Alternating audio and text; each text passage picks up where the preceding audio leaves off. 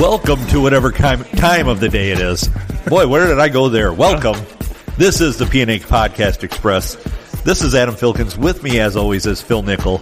And boy, do we have, well, whatever kind of show we bring you tonight. I have no idea what kind of show this is. I didn't get to do normally the prep I do because we're actually recording this on Sunday. Sunday.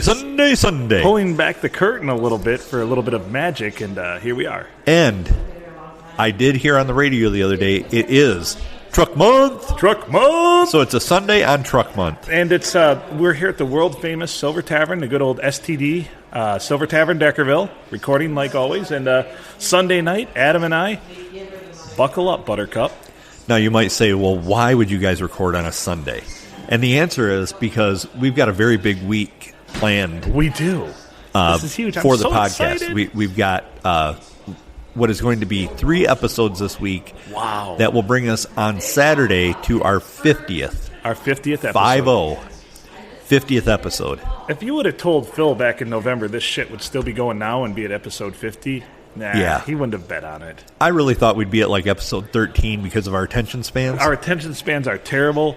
Adam is the entertaining one. I certainly am not. So thanks for bearing with me for this long. Well, I tend to, when I go back and listen to these diseases, yes. When I go back and listen to these, I've had a few beers in your absence. I appreciate that. Yeah. That's the kind of pre-show meeting I love. Yes. I had one all by myself. Ooh.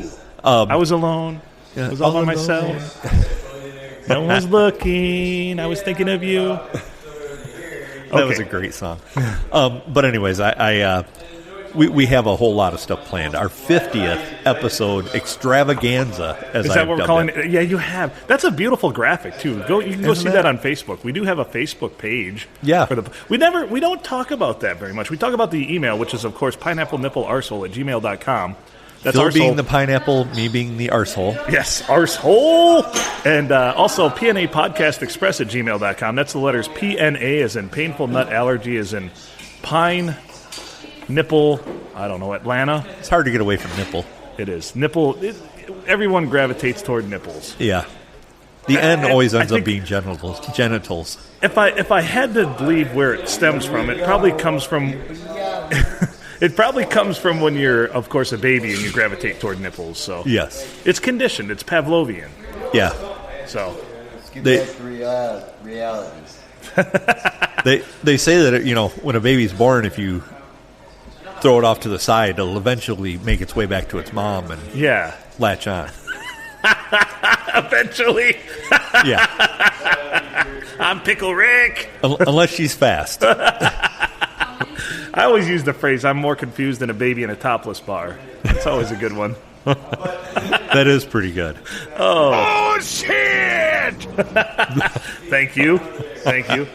So we're here on Sunday. I'm just getting warmed up. I'm only half a beer in because I just dropped off the kiddos and Carol and made my way back here. And kind of a different night for us to record, but we'll power through this. We will. We'll find a way. We're going to have to find some energy because it's just you and I. We really can't feed off of some of the great guests like we've had in the past, We've had a string of pretty good guests. We have. It's been, and we've had a string of some. They've all been good. Yes. Yeah. I've never won an Oscar. Me either. That makes 2 of us. Oscar is sitting in listening. You'll probably hear his side comments, which are worth gold. He doesn't want to be on, but he'll sit here and listen, which we appreciate. Yes. Thank you. Yes. Yes, we appreciate an audience. An audience of one. Now we can say this podcast has been recorded in front of a live studio audience. I'd pipe in a laugh track. Yeah. Oh, so what do you want to talk about? Any karate kicks to the crotch or anything like that? Just repeated karate kicks to the crotch. Yeah. So many, I really can't pick one specific instance out. There's just been, they've just been going all Chuck Norris on your crotch this week, huh? Yeah, got the garage cleaned out. That's good. Looks like I'm going to have some kind of septic service at my house after just paying for the roof to get done. Pretty shitty. Yeah. There's spots that are soft in my yard. And I was mowing yesterday and discovered that I probably should do something about this. The softness. Yes, so that is a huge karate kick to the crotch. It's going to be a karate kick to your checkbook. Yes. Okay. Well, I do have two teenage sons. Well, no, not. I have one that is 20 and one that is teenage. So no longer a teenager. And I have two shovels. Tell them to go back to back, and one Yeah. has the shovel left-handed. Yep. And they both have muck boots. That's So- perfect. Problem solved. Yes. So it's pretty much taking care of itself. That's good. I like to hear that. I like. Yeah. I'll get my energy up. Don't worry. I'm a little. Oh, I'm not worried about it. Yeah. You'll be there. I'll get into this swing. It's Sunday night. What a. Last week was one of those weeks where on Tuesday afternoon I was saying this has been a long week. Yeah. By Friday, I was like, is this the 12th Monday in a row I know that I've had?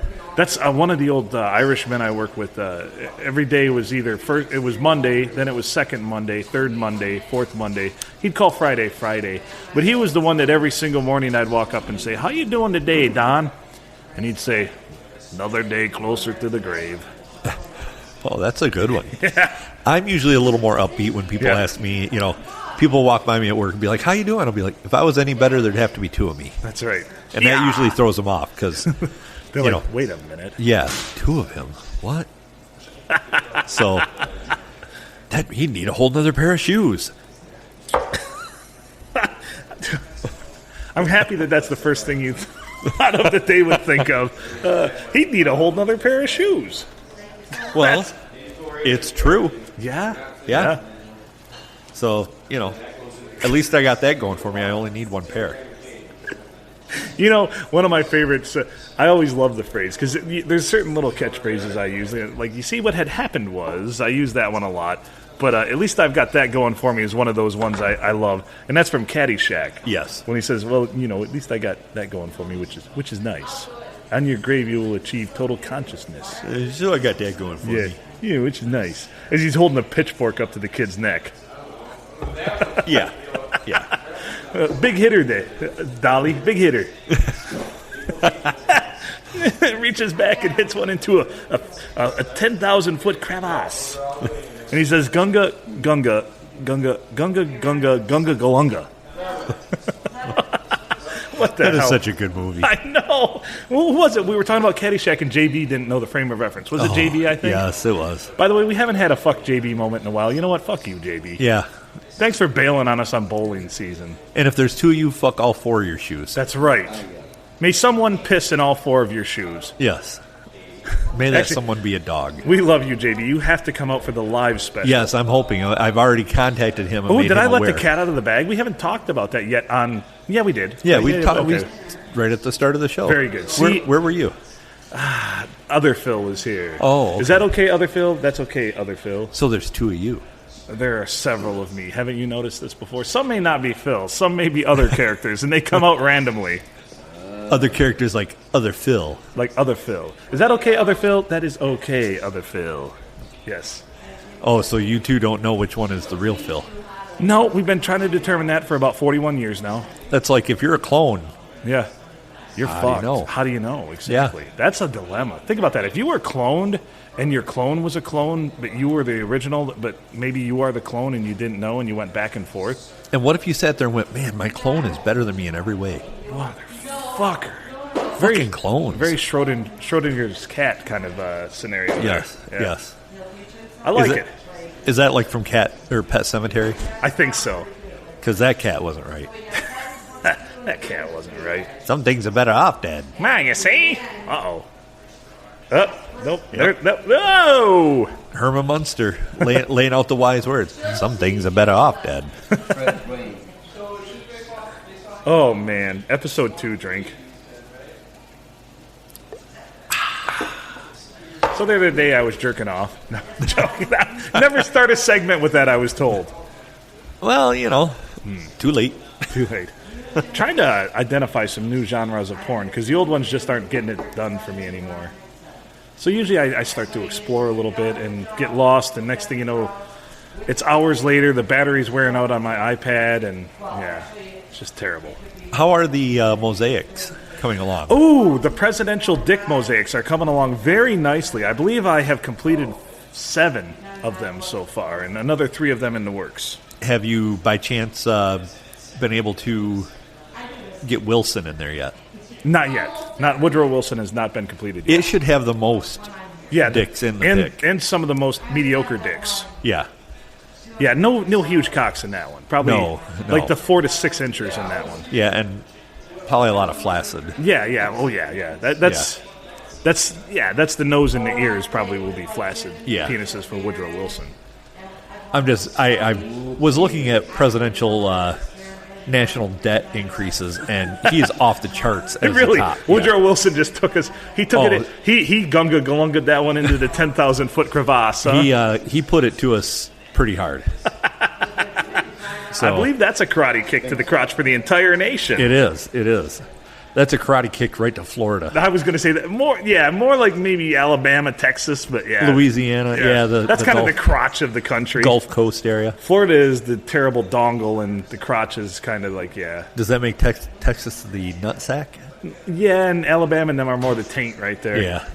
That fits. I can get in. Ohio is the asshole of the whole thing. So yeah, we've already cleared that up. Especially because the bovosphere in Ohio has not gotten better. No, it is fully down at sea level, maybe even below in some of the valleys. Actually, worms and other creatures that exist below the Terra are starting to succumb to the bovosphere. Well, the bovosphere is taking over nitrogen as the top gas in the ground. Oh, yeah, no doubt. So we just wanted to give you an update on that, because I realized we haven't talked about the bovosphere for a while. So and there's some news. It is. I expect there'll be a report on that at some point. At some point, our special reporter correspondent is going to report on the bovosphere. Yeah, I would think so. But for tonight, he actually sent me some information via telegraph and carrier pigeon on what he's going to be covering tonight. So fantastic. Yeah, that's good to know. Yeah, it's funny that I still have a telegraph in my house, but I'm old school. Well, who doesn't? Yeah, it's over in the corner. It'll just start ticking away once in a while. Mine's sitting right next to my knob and tube circuit breaker system. Perfect. I like it a lot. So, karate kicks for you? Just all fucking week, man. Yeah, this week was just like one giant karate kick. If my whole week was, I don't know. It's okay. I keep telling myself things are going to get better, right? Is that the outlook you're supposed to have? Things are going to get better? Or things will get better? I think things will get better is the thing. What I normally get is things have the potential to maybe get better someday. Someday. If they have to. So it gives me hope, but not a lot. Yeah, hope. This week, I just have to make it through Monday this week, which is vis-a-vis will be tomorrow. Of course, which will be yesterday for all you folks listening. Yes. And I just have to make it through because my schedule really opens up nicely, and the rest of the week actually doesn't look so terrible. But tomorrow's meeting Monday at work, and I start teaching my class tomorrow night. And I have a new book, and I have to make a new lesson plan. And guess how much of that I've achieved already? My guess is 0. You know me all so well. Yes. So everybody taking his class Tuesday, if he taught you anything on Monday, I've confused myself. It's a goddamn miracle, is what that is. Wait. I have a feeling that your students are going to get in there and be like, "Oh yeah? Well, screw you guys. I'm going home." That's how I feel. So I remember the last class I taught, they were studious students, which I appreciate. Studious students? Yes. And I always, it's a cop-out. I'm supposed to teach for 2 hours, but I do an hour and a half, and then I have a half an hour question and open lab session because I teach an Excel class. And I'll be damned if those bastards some nights didn't stay that entire half hour. And I'm sitting there like, can't we just go home? Can't we just go home? Can't we just go home? Yeah. Yeah, I can see that. So for those students out there, no matter what level you are, vis-a-vis if it's high school or college or everything, the fucking teachers and professors want to go home too. Trust me. Oh, yeah. Yeah, and you're not kissing up by staying through that whole time. No, absolutely not. If you think, I need to stay this time because they have allotted it for us, just fucking go home so he can too. Yeah. He wants to go watch fucking porn. He wants to eat Cheetos. He wants to bang his wife. He wants to get Dairy Queen. Go home and do shit. Well, I used to have to teach 4-hour Been classes. there and done that. There you go. I'm too old for that. To Bangin' Wifes or Dairy Queen or Cheetos? There you go. All right. All of three. I like it. That's all I encompassing. need something new in my life. We all need something new in our lives. Romance and good person and live life the way it's supposed to be. There you go.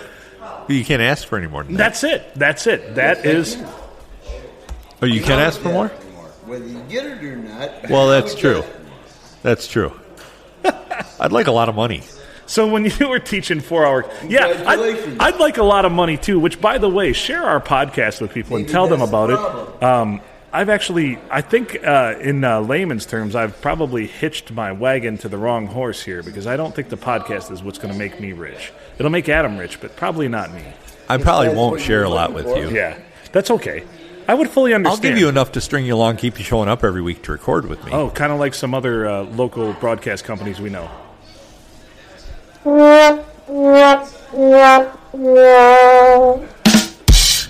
Nailed it, didn't I? That was a double. That was a double. I really nailed that one, didn't I? Yeah. I have no idea how you guys do it. Oh, shit! I like that new drop. I Yeah, do. I that's do. a good one, isn't it? That's a good drop. Oh, people are laughing here. The new kid's back there bartending. He's entertaining. Lyndon is his name, right? Lyndon? I don't know. He brought me fries earlier. Here. There's one right there. There's a French fry right there. Yeah, he dropped one, so he's Oh, kind that's beautiful. of on my shit list. Look at how golden brown that is. I know, they were gorgeous. There was a lot of fries in that basket, though. They did not fuck around. We don't fuck around. No, when So- you come out Saturday, order fries. I see you put on the flyer, world famous fries. World famous. Did I think you accentuated the fries. I don't know if you said world famous, but you definitely put a very You're putting A very big yourself up adjective in there front of on them. the Yes, same I- scale as McDonald's now. yes. I did put something on in the... I don't was- know if it was on the flyer or if it was in my description. It was a superlative for sure. Yeah, but they are pretty damn good. They are good. They are good. Well, if that's all you got to say, that's not good. I would like to say that the fries suck and the rest of the food is good. There you go. I So think you're the not a fries fan are- of the fries. Yeah, what... Hey, What did they do if to you? everything else is good, the hell with fries. Well, the fries are good too, though. I haven't had anything that I don't like here so far. So my friend is a dick, and here's why. I'm listening. So Well, I was that's what you got, down below. my dick. Yeah. It's Is that your friend? some days. Yeah. Some days. I answered that one for you. We've been doing this together for almost 50 episodes. So. Yeah, you're welcome. So my friend is a dick, and here's why. I recalled this story as I was driving back through the countryside today, and looking at the silos and various farms and such. And growing up on the farm, we had another. We called it the other place. I don't know how original, because it was the other farm, like other barn. And we had cattle in there, and there was a silo, and of course we'd pipe up feed. But it was an old school silo. It didn't have what they call a silo unloader, which would be the equipment that would unload the feed for you and blow it down the silo chute. And so somebody had to go up there and pitch feed down. Another one take it to the cattle, right? To the manger. Yes, that's the word I use, the manger. So I'm up there with my buddy, and he opts to go up into the silo and pitch down. And it's a 40-foot silo, but the feed was at about the 22-foot level. And he no sooner than gets up there, and I hear him yell. He's like, "Hey!" And if you know anything about silos, when you're talking to somebody in a silo, there's a chute, for the openings where make sure all the feed doesn't just scatter when you pitch it out the doors. You've got to yell up the chute to talk to them for them to hear you. And I go, "What?" He's like, "Where are you at?" I'm like, "I'm underneath the chute so you can hear me." And all of a sudden I hear boom, boom, boom, boom, and something brushes by me and lands in the feed pile. And I look, and it's about a 25-pound angry raccoon. Oh, nice. So this raccoon gets its bearings, looks at me, and decides I'm the reason for his recent 22-foot fall. So he's angry now. So he chases me, and I was 15 years old around the yard because I shoot out the door of the old milk house, shoot out the door, this raccoon is chasing me, and I'm running around the yard, probably do about a 30-foot loop, and then finally I jump in the back of the pickup, and the raccoon keeps going, trucking on out to the field. Well, the last probably 15 to 20 seconds, I hear nothing but hysterical laughter from my friend, as he decided once he threw the raccoon down the chute, he was going to barrel down to see what happens next. What an asshole. So the raccoon didn't bite you or anything? It did not bite me. I was able to somehow get away, which that's probably the fastest I've ever ran in my life, because if you know anything about me, even from my athletic days, you could time my 40 with a sundial. Yeah. I was that slow. Yeah. You and I both. I wouldn't outrun it. I'd just be like, whatever happens. But he said, your ass caught about 3 foot of air jumping into the back bed of the pickup. He said, it was impressive. He said, that's the most... He even said that, I think we told that story after our last football banquet. He's like, that's the most athletic thing I've ever seen Phil do. So, we have raccoons around. And I want to note that the raccoon was not harmed in this story. Fantastic. Yes. He got upset. He had a bad day. I'm sure he reported that as his karate kick to the crotch for that week. Yeah. He's probably chased a fat kid, couldn't catch him. That's right. Fell 22 feet, chased a fat kid, couldn't catch him. Well, they're one of the few animals that don't reach terminal velocity. Don't do that while I'm taking a drink. Go on. What the hell is terminal? Terminal velocity is just what it sounds like. Yeah. It's the speed at which the impact will kill you. Right. Raccoons fall out of gigantic trees, and they can kind of flatten out, so they don't reach terminal velocity. So I think you guys are a little out of my realm. So the beauty of it is the BNA Podcast Express is no longer filmed in front of a live studio audience. Just wanted to put that out there. We're all about full disclosure here, in case you haven't noticed. Yeah. So this raccoon, I felt it brush, and I heard the whoomp. And luckily, he had to collect himself, he or she. I'm going to say for all intents and purposes of this story, it was a he. Okay. And I had a moment where I looked into his eyes, and our eyes locked. And he said, "Fat kid, you better fucking run, because I'm pissed at you." Yep. And I took off. And luckily, he had not gathered himself enough yet to take off immediately after that. And that head start's the only thing that probably saved me from getting bit by a raccoon and having an irrational fear of them, as well as geese. So I can tell you that you were not going to outrun a raccoon if it wanted to catch you. Yeah. I want everybody that's listening to look up raccoons fighting coyote. Okay. And you will not believe how fast these little sons of bitches are. Yeah. And if they want to catch you, they're going to catch you. So you're saying he was just toying with me? He was toying with you. He was doing what they call a bluff charge. Okay, a bluff charge. I like that. This story has really evolved into something I appreciate now. Well, it's educational. Yes. We're like the Snapple of podcasts. Crack your Snapple and see what the fun fact is underneath the cap. Exactly. Raccoons will bluff charge you, and it's where they growl and they do all this stuff. And did it growl at you? It was barking like a dog. Yeah, it's horrific, isn't it? Yeah. It's like... Yeah. And my son does a phenomenal raccoon. Right. The same one that does the Randy Newman stuff. He does an exact raccoon noise. Right. And I came walking out of the bedroom one morning at like 6 in the morning, getting ready for work, and he was standing like right by the dog food dish where the raccoons go to all the time. Right. And he reached down. I couldn't see him. It's dark out. He reaches down, he rattles the food, and then he starts growling like that. Right. And I was like back in the bedroom with the door closed in a heartbeat. So I also, as a postscript to the story, I asked my friend once I had calmed down and my heart wasn't beating through my throat. I said, "How the fuck did you pitch that down?" He's like, "Oh, it was easy. I got up there and he was sleeping, so I just scooped him up with the fork and shoved him down." So not only that explains why he was so pissed off. The sun was probably shining into the silo. He was just taking a wonderful. It was about 3 p.m, a midday nap, and he gets awakened to a 22-foot drop, and then a fat kid staring him in the eyes. yeah, You'd be pissed too. I would be, and I would totally bluff charge you. Okay. Now that we've dissected this story, I appreciate that. This turned into a lot more than I expected it to be. It was totally educational, and we're happy to bring that to everyone. But yeah, me jumping into the back of the pickup, he's like, you look like you had hops for a second there. I'm like, yeah, and I was wearing work boots too, so. So seriously, like watch there's raccoon videos out there Okay. of them chasing coyotes, Okay. and coyotes are totally helpless. Like a pack of coyotes and like 3 raccoons take them out. Really? Yeah, they just So- and they're just blurs across the screen. So they shouldn't be trash pandas. They should be trash ninjas then? Yeah, they kind of are. They're kind of scary. But I one of know- ours was in last night, and she was just so happy to be in the house. She hadn't been in for about a week. Right. And she was like jumping around sideways and climbing up on stuff and wanting petted and all that. It was actually pretty cute. But yeah, they can be terrifying. So in the other animal kingdom realm, I have some sad news to report, and I sent this snap out. Remember the stories about the asshole geese? Yes. I have an update on that, and this is tragic. So this was on my way to work. I believe it was Thursday.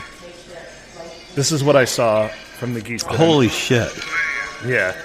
And you can read my comment on there, and I'd appreciate you reading it because I can't. I'm too emotional about it. They are assholes, but I didn't want it to end this way for one of them. And like this for one of them. Yeah. I ad-libbed there a little bit. That's okay. That's okay. Sick. Yeah. They are assholes, but I didn't want it to end like this for one of them. And it is literally a raccoon, it is a goose, a white goose, Well, laying in the middle of the road right on the lines. yeah. Not good. Not good for the goose. And you What can- is not good for the goose is not good for the gander. Like, geese, you're assholes, and I hate you so much, but that's just tragic.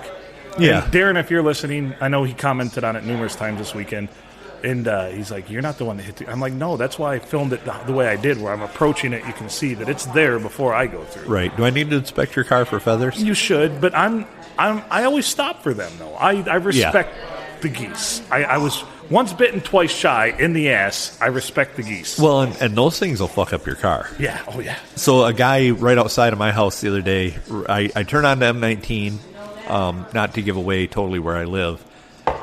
You'll be all right. There's only a few stalkers. Yeah.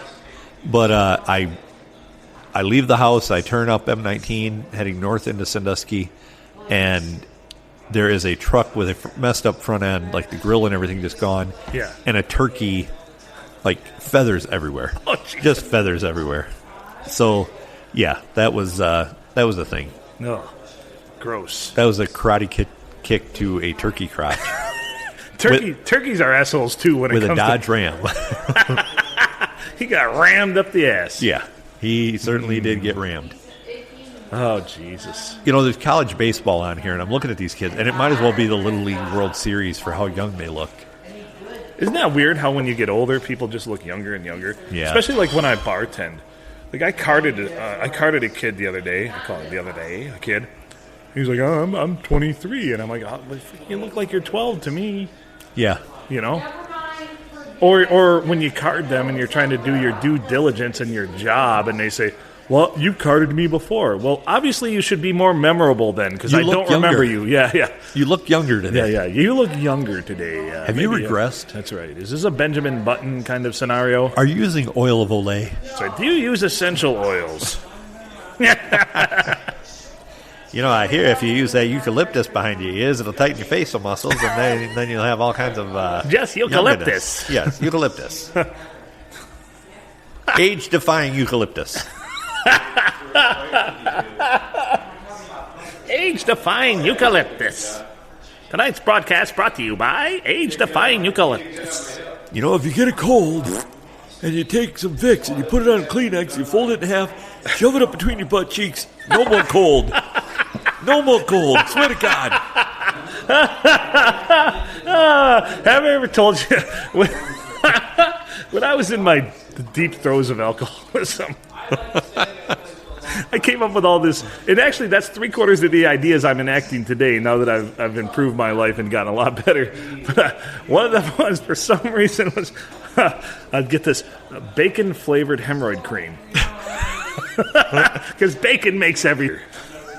Cat applicator. So you rub the bacon-flavored hemorrhoid cream on the back of the cat and apply with that. Well, So then it's soft and fluffy and smells like bacon. that is true. Who wouldn't want bacon-flavored or bacon-scented, bacon-flavored? Actually, flavored is... So when I wrote this joke, because I obsess over words when I write jokes, I wanted to go with bacon-scented, but it's preposterous that it's bacon-flavored. Because who would ever taste hemorrhoid cream to begin with? but the fact that it's bacon flavored. So sorry to deconstruct. Sorry to mansplain the joke to you. That's Well, why. no. Now it makes sense. Kind of like a, Yeah. have hemorrhoids still want a rim job? That's right. Bacon flavored hemorrhoid cream with cat applicator. Yeah. Now, did you have to supply your own cat applicator, or did it come with one? You see, that was the marketing I could never get past. That's why it never got off the ground. So this might be probably not a lot of people remember this, and I think I've alluded to it on the podcast Right. before. But do you remember Bonsai Kitty Yes. on the internet? Now, for those of you that now when you look it up, it's a Wikipedia page and it talks about how it's a hoax. Right. But back like in the mid to late 90s, like in the early stages of the internet, Bonsai Kitty, a lot of people thought that it was true. Like this guy Right. took pictures of cats that he had supposedly raised in jars so that they would, like, as they grew, they would form fit to the jar, or like he had square glass containers. He had square cats. And, I grew this tabby in this type of container because I thought that it would be a unique shape. And he talked about how he had this special fluid that he developed that he'd put drops of nutrients in so they'd stay alive. And Just a total hoax, and people believe that shit. people bought into it. Like the PETA was called, and I mean, it was the Humane Society. It was a huge deal.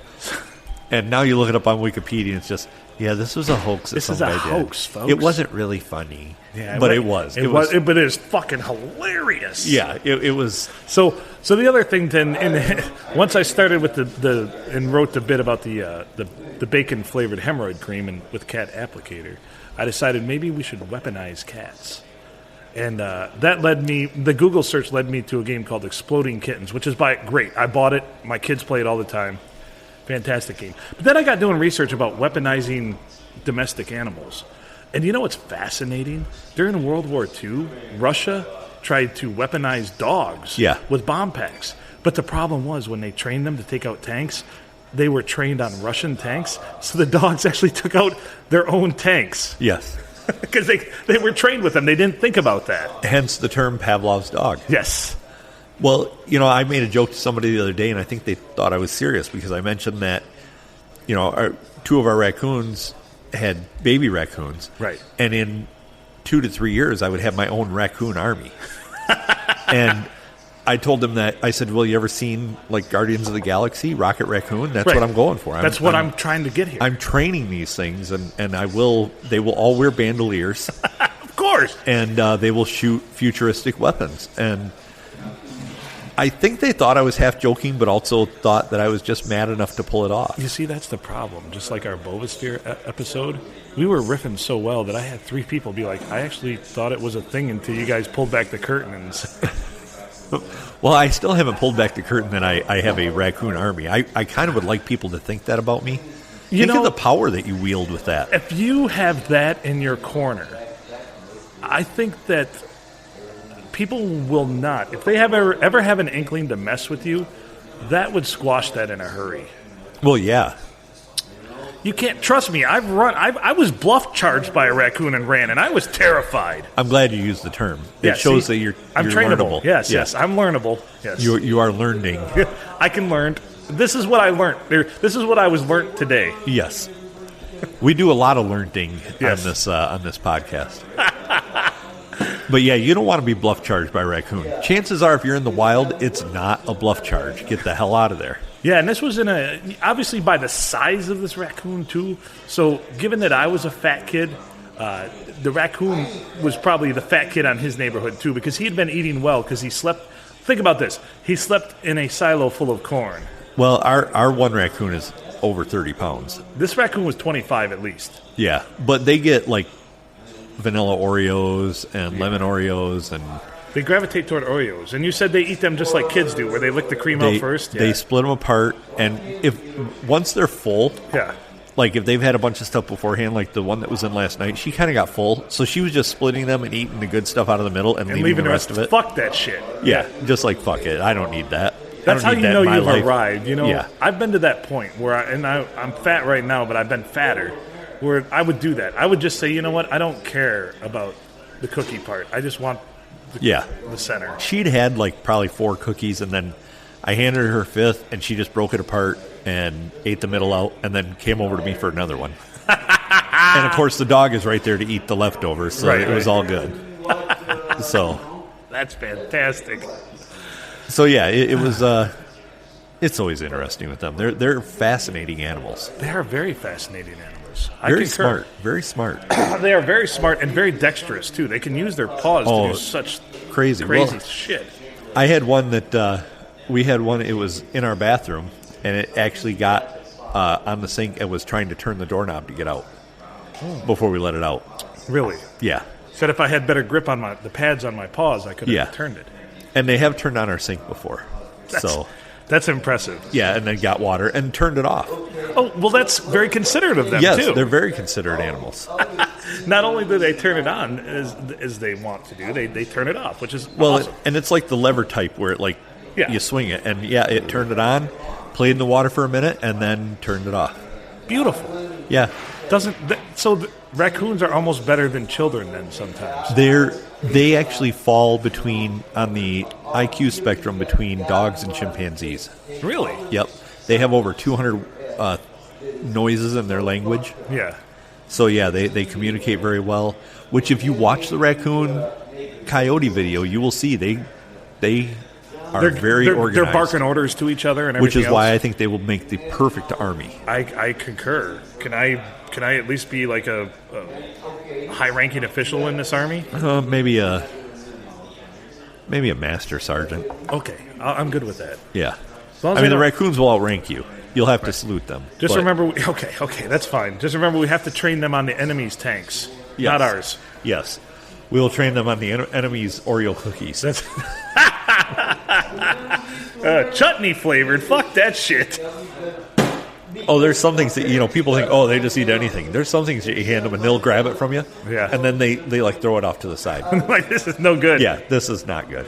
Like, what the fuck are you trying to feed me here? We buy bags of, the dried marshmallows from cereal at the Mennonite store, at the bulk food store. And they love those. That's one of their favorite treats ever. So, if you ever want to get to the heart of the raccoon, treats ever. If you ever want to get to the heart of the raccoon on your property, do it with marshmallows. Marshmallows, yeah. That makes total sense to me. Yeah. So, yeah, there's all that. There's all that. All that and a bag of chips. Yeah. So what else has been happening this week? Just work is really, I don't mind working, and I have a decent work ethic, but I'm not a Clydesdale. If you expect me to get so much shit done and just be the workhorse of the group, I'm not your guy. I like to fuck around just as much as the next person. I like a steady cornucopia of being busy and yet fucking off and being able to, read shit on the internet, about bluff charges from raccoons. Yeah. Well, I got to admit that I can pretty much have fun doing anything. Yeah. And so, even when shit's blowing up at work, I'm going to have fun with it. Okay. So it's just the way I am. I've always found that if you can lighten the mood, it's a better mood. Right. Right. So absolutely. So I tend to operate that way all the time. And that's good. And I'm good. It's not like nothing I do is difficult or taxing per se. It borders on mundane, but it's just the external pressures that you get from the corporate world about deadlines, and they're all arbitrary. Every deadline you're given is arbitrary. It's just because somebody felt that it should be done by this time. And you'll find this odd. I actually find that if I didn't push the pace of things at work, it would move too slow for me sometimes. And I get that. And things need to move at a certain pace, but there's nothing more disheartening than as an engineer, being pushed and pushed and pushed and told you're behind, you're doing shit, you're a dog, get the fuck to work, you're lazy, you're a piece of shit. Wake up. Wake up. I saw you sleeping at your desk again, and your internet log from last week was preposterous. Then and they give you these deadlines, and they push and push and push you, and fuck with you, and fuck with you, and fuck with you, and you deliver the shit they need, and it sits on their desk for 4 weeks, and they don't do anything with it. I spend at least an hour a week arguing that Victoria's Secret is not porn. No, it is not. As an IT guy, I appreciate that stance. Yes. Thank you for taking it. On behalf of office workers and people that work around computers and the internet everywhere, thank you. You know, oddly enough, you wouldn't believe how much, and I don't know. I have not. Yep, no problem. I have Thank not you, Ronnie. researched this enough. Yeah. But I will. I will for our live episode. I Please. will know this. Okay. I don't know if the amount of Victoria's Secret views that we get on our network is because Thank you, bud. we have a high percentage of women that work where I work, Right. or if it's because There's a high percentage of perverts. or the men that work there are perverts. I think you're going to find a healthy mix here. I believe that's going to be the case as well. Yeah. I appreciate this. This is the type of research our country needs right now. It is. I think that I should get funded for this research. I think you could probably get a grant for this easily. Yeah. I really do. And as you know, I could handle the grant writing part of it because I do have an MBA and I have an accountant. We have a faithful listener who's one of the best accountants in the country, so she could probably help us with this. Well, I have a very simple way to find this out. All right. I look for two things. I look for just VictoriaSecret.com. Okay. Then I look for orders.victoriassecret.com. And that's Okay. going to give me my answer because guys aren't going to be on there ordering shit. Right.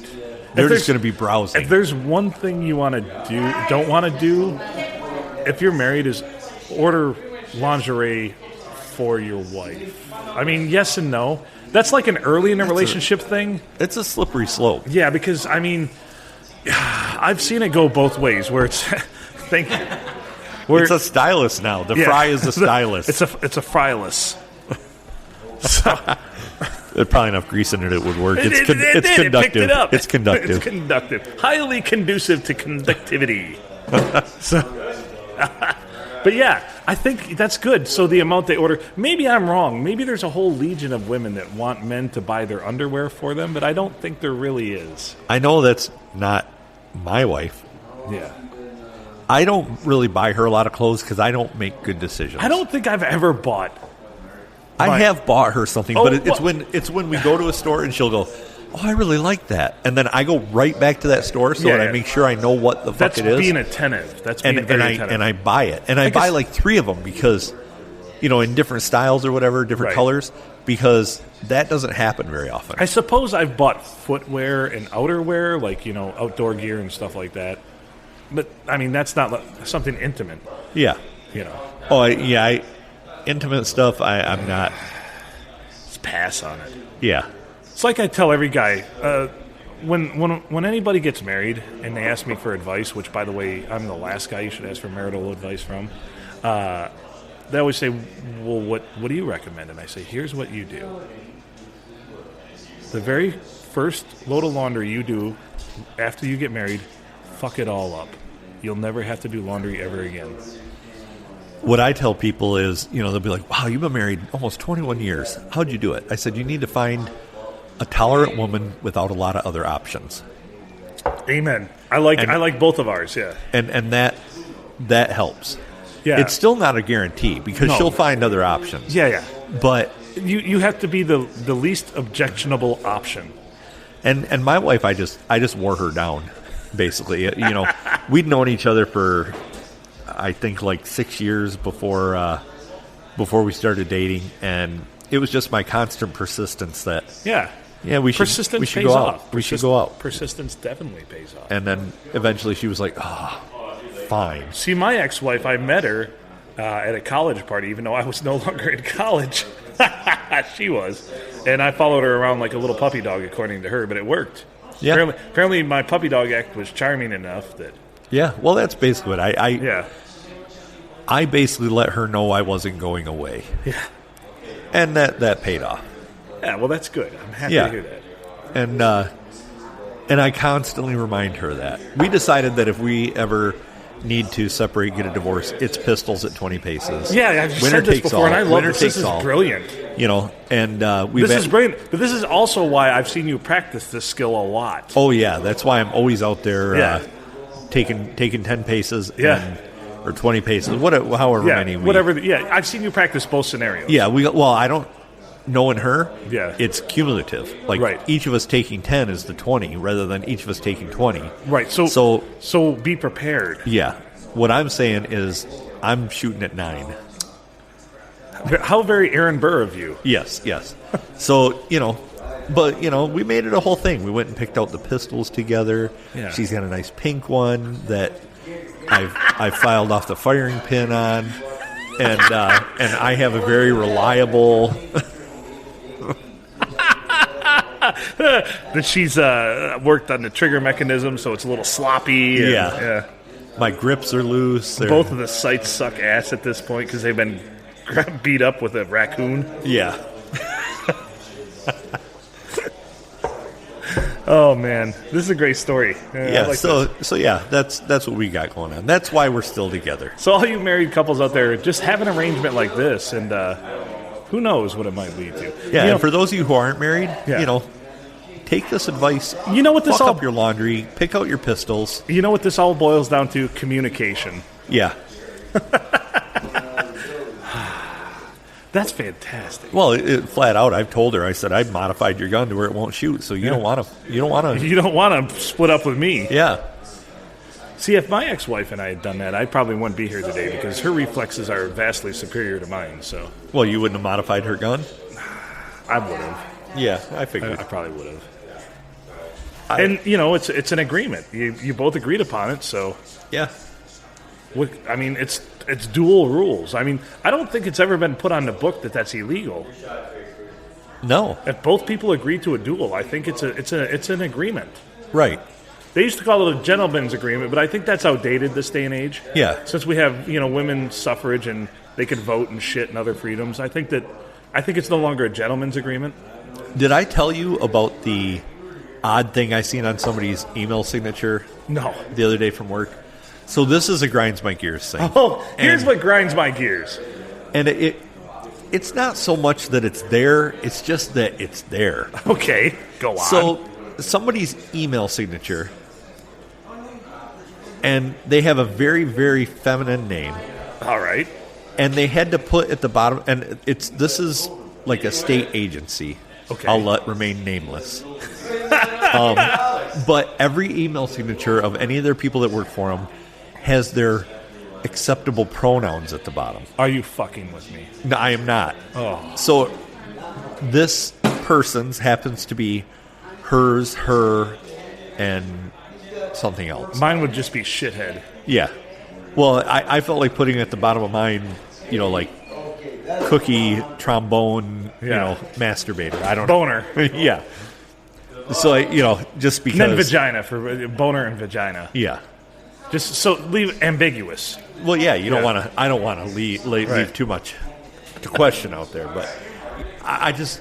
And then I saw a guy from the same agency, and his was he, his, and some. I don't remember. You're what wearing me out, man. This is why we spend so much energy on social situations anymore. I feel like Yeah, isn't it odd? I mean, it used to be. If you were, and I'm not saying I want to be vulgar, and I'm not trying to offend anybody. No, but no. sometimes you have to tiptoe so much to not offend people that it's ridiculous. if somebody said to me, "Hey, I really, I'm identifying this way or that," Right. and this is political as I'm going to get. I'm identifying as a terrible podcaster this day and age. Yes. Yeah. So yes, if you were to refer to me as shit, Yeah. I'm okay In the with that. podcast world, that's accurate. Yes, but if somebody was to come up to me and say, "Hey, I'd really prefer you didn't call me out on what I identify as, just call me this," Right. I'm going to do that for them because I respect their The wishes. same. with I'm that. the same way. But to actually have to put that on a To- email signature, So there's certain information that should not need to be volunteered. It should be either asked for or the situation will call for it to be noted. right? But definitely to put that right there, right up front, it makes things awkward. unsettling. It makes things unsettling and awkward from what we like to call in the rodeo business from the get. You know? Well, and for what purpose? Right. Like, why, if this person is obviously male or female and they don't mind being called by the standard pronouns, Right. why does it have to be declared?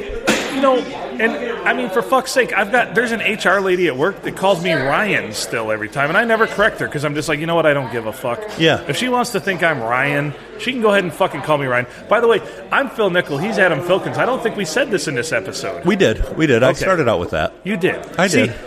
It's kind of like when you drive a route all the time, and there's certain milestones you look for, like certain markers of the journey, the trek, but you drive it so often that you zone out and you say, holy fuck, I don't remember driving through Breckenridge.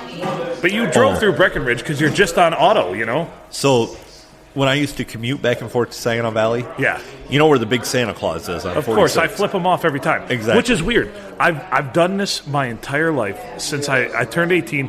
My very first trip to Saginaw, when I was driving over there in my Buick with all my earthly possessions to go to college, I flipped that Santa Claus off because he pissed me off that day, and every time I've driven by him since, I flip him off. Okay, well, you have to clarify this before I finish my story. Yeah.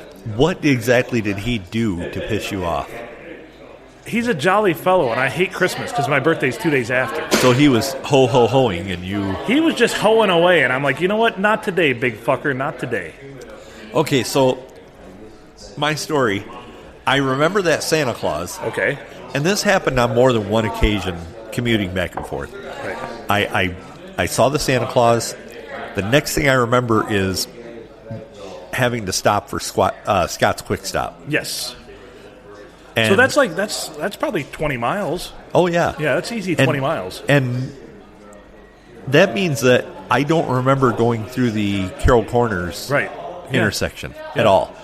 And I'm just like, why? How did I get here? And that happened on more than one occasion.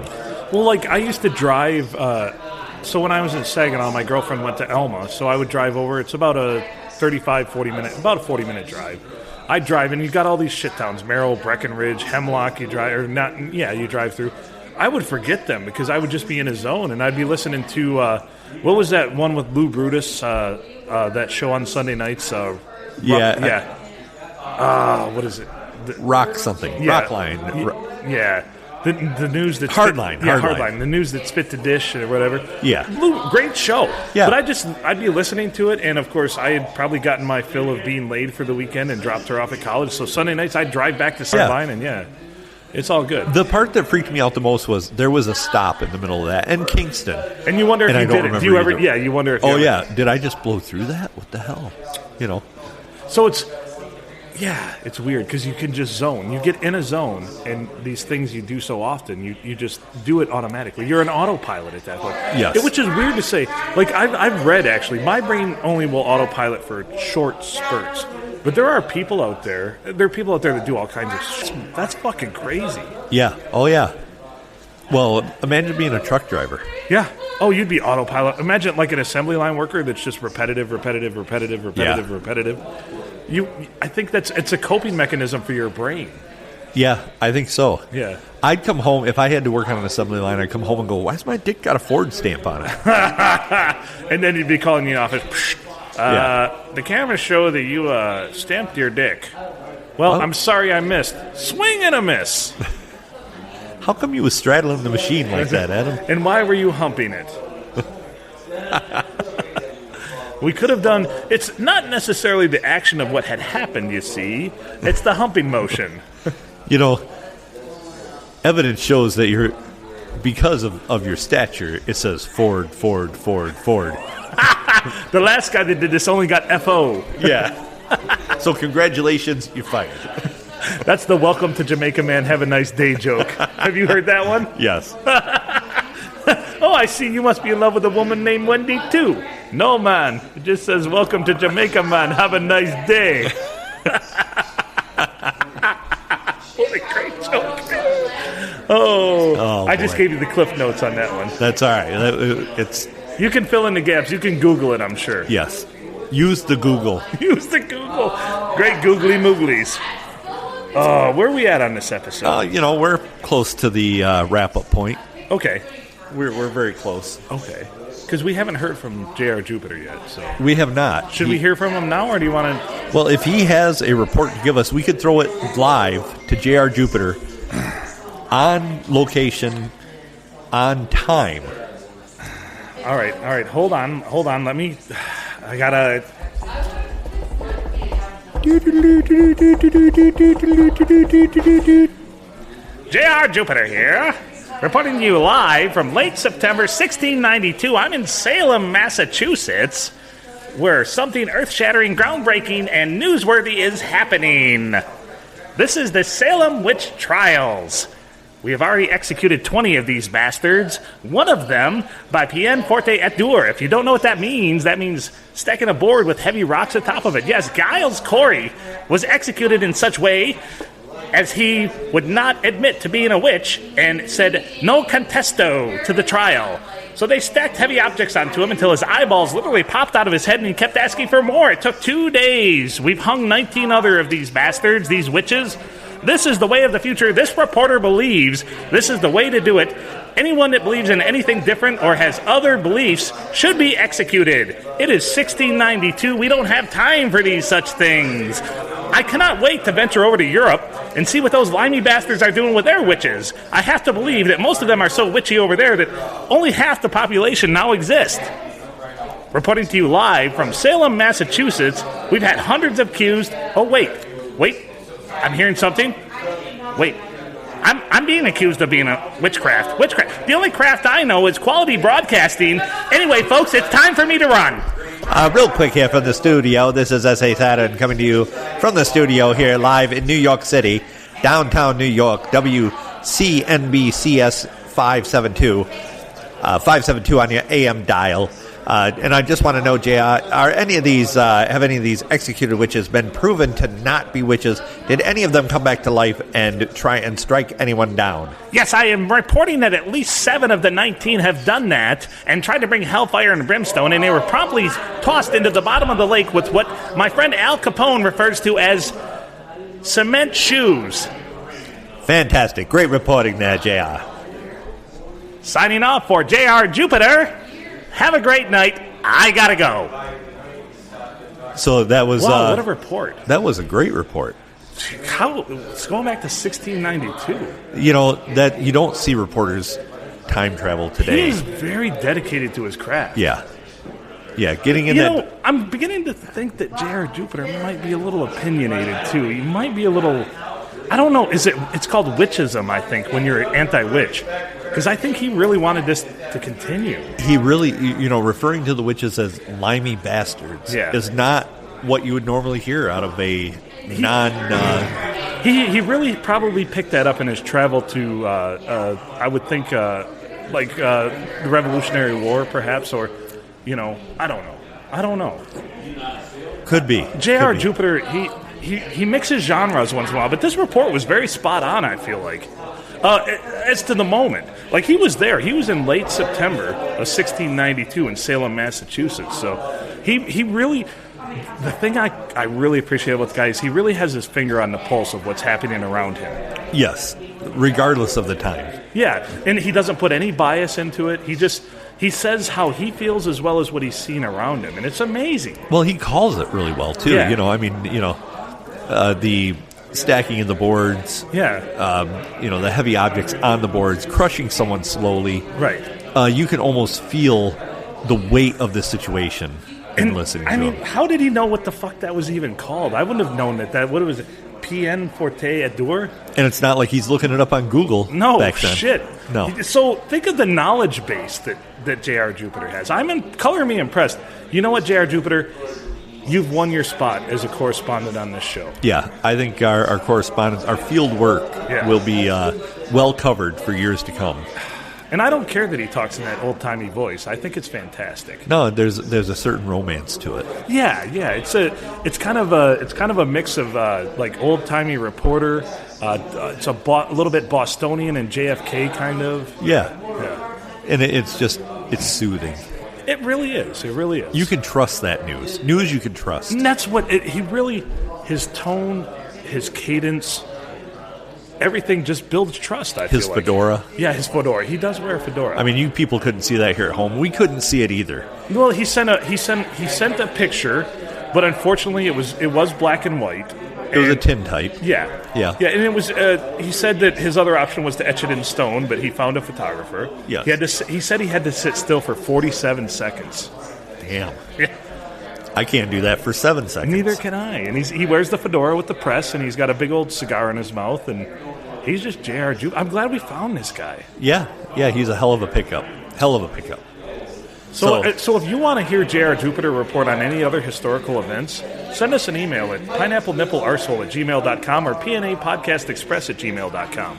Yeah, definitely. Or, bring it on a piece of paper Saturday, May 1st, 7 p.m., the good old STD, Silver Tavern, Deckerville, world-famous fries. Come down here and give those to us. But I got to say this. J.R. Jupiter probably will not be able to report on that night. He does need some time to prepare his time travel machine. Yes. But in future episodes, if you give us a request, even in person on Saturday, write your name on it, and J.R. Jupiter will give you a shout-out as he reports on it. Yes, from wherever and whenever. Whenever or wherever it is, yeah. Yes. So definitely make that happen. And you'll get JR's unique take on it, because it's genuine. It's one of the most genuine things I've heard in a while about historical events. Yes. Well, most people are like, oh, the Salem witch trials. What a tragedy. And he's like, hey, we've already cooked 20 of these limey bastards. I know, yeah. We're either crushing them or hanging them, but either way, we're crushing it. And that's how justice is served, he That feels is. That is. Hey, I mean... Swift by the neck or over 2 days by weight. Yeah, so your eyes pop out. Man, I cannot... He even knew the name of the procedure, but he probably went to the... He's very diligent. He probably went to the court proceedings and everything for Giles Corey and probably felt it all out. Yeah. Yep. I'm sure that he has everything well documented, his sources. Because what do good journalists do? They document they always have their sources. You always cite your sources. Yes, they do. And he will. And he's his own source because he's there going through this. Right. So he, just a tremendous asset to the team. Unbelievable. I'm very S.A. Saturn really keeps him in line though. Well, when you have that kind of genius, there has to be something to reel it in. Right. Absolutely. And that's the role. S.A. Saturn's happy to play that role. It's the yin and the yang, folks. Oh, shit! Yeah! All right, should we wrap this thing up? We probably should eventually here. We got more stuff to do. Yeah, why don't we wrap this up? Thanks for listening to PNA Podcast Express. Email us anything, anyone. And I'm working on those mosaics. I'm glad we really touched on a lot of things that we haven't talked about in a while, and I like tonight's episode. Loose ends are never good. No. We've been able to tie some up. I look forward to tying more loose ends up. But it's been a while since it's just been you and I. And there's nothing wrong with that. We've had some great guests. We've had some great guests. We look forward to having more guests on. We look forward to having our regulars back on. And also, Laura, you're welcome on the podcast anytime. Absolutely. Anytime. The invitation is out there. That's right. She adds a dynamic that you and I don't carry. Well said, my friend. So anyway, signing off, he's Adam Filkins. I'm Phil Nickel. This is the PNA Podcast Express. Make good choices.